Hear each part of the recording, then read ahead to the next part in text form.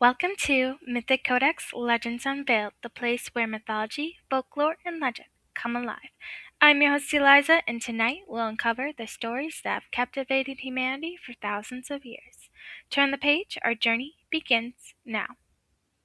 Have you ever looked at someone and wondered if you really knew who they were? What if the friendly neighbor who waves every morning wasn't actually human? What if, after the sun disappears, they become something else entirely? Today we're traveling to the Philippines, where one of the most feared creatures in all of folklore has terrified villages for hundreds of years. This isn't just one monster. It's a name that covers many different horrors, each one more disturbing than the last. This is the legend of the Aswang. The story of the Aswang goes back long before the Philippines was colonized. Indigenous communities passed these stories from generation to generation as warnings to stay indoors after dark and to protect children and pregnant women. When Spanish colonizers arrived in the 1500s, they recorded stories about these terrifying creatures, but they also mixed them with European beliefs about witches, vampires, and demons. Over time, the legend evolved into the version many people know today. Even now, in some rural areas of the Philippines, there are people who generally believe the Aswang still exists. There are families who refuse to leave their homes after sunset, and some communities still perform rituals meant to keep these creatures away. And that's how deeply rooted this legend is. The terrifying things about an Aswang is that it doesn't look like a monster during the day. It looks like anyone else. Your neighbor, the woman selling fruit at the market, the quiet old man who keeps to himself. They smile, they laugh, they blend in perfectly. But when darkness falls, that's when everything changes. Depending on the story, the Aswang can transform into different creatures. Some become enormous black dogs, wild pigs, or birds with glowing red eyes. Others grew leathery wings and fly silently through the night. One of the most horrifying versions is called the Manangalan. At night, fall, her body literally tears itself in half. At the waist, her legs remain standing where she left them, while the upper half sprouts giant bat-like wings and flies into the darkness, searching for victims.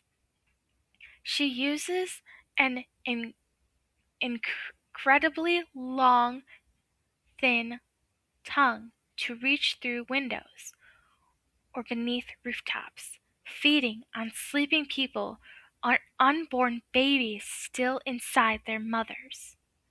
According to the legend, if someone finds the lower half of her body before sunrise and covers it with salt, crushed garlic, or ash, she won't be able to reconnect with it. When the sun rises, she's dead. Other Aswangs don't separate like that. Instead, they stalk villages in silence, waiting for someone to walk home alone after dark. The stories surrounding the Aswang are incredibly gruesome. Many legends say they feed on human flesh and blood, especially targeting children, travelers, and pregnant women. Some tales describe as an Aswang quietly standing outside a bamboo house while everyone sleeps, using its impossibly long tongue. It slips through tiny cracks in the roof to drain blood or feed on unborn children without anyone realizing that's happening. By morning, the victim is pale, weak, and mysteriously ill. In older stories, entire families were said to disappear overnight. Villagers would only find bloodstains, scattered clothing, and strange footprints leading into the jungle. Another chilling belief says the Aswang replaces organs with bundles of leaves or sticks after feeding, making it appear that the victim died naturally. One of the eeriest parts of the legend involves a strange bird-like sound. People say if you hear the creatures loud and close, you're actually safe because it's further away than it sounds. But if the sound is faint, it's already nearby, watching, waiting. The Aswang wasn't just a monster. It became an unex- an ex-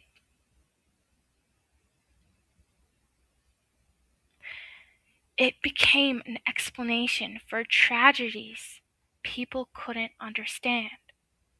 A healthy person suddenly dies, a baby becomes sick overnight, someone disappears in the forest.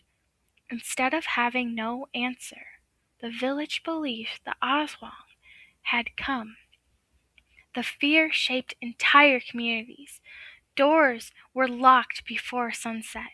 Garlic hung in the homes. Salt was kept close by. Children were warned never to wander outside after dark. Whether the creature was real didn't matter. The fear certainly was. What makes the Aswang so terrifying isn't just the gore. It's the idea that evil doesn't always have glowing eyes or sharp claws. Sometimes it smiles at you during the day, and when the sun finally sets, you may never know if the footsteps outside your window belong to a person or something pretending to be one. This is your host, Eliza. Thank you for joining me for another episode of Mythical Codex Legends Unveiled. If you enjoyed today's story, be sure to follow the podcast, share it with someone who loves dark folklore, and I'll see you with another legend waiting in the shadows.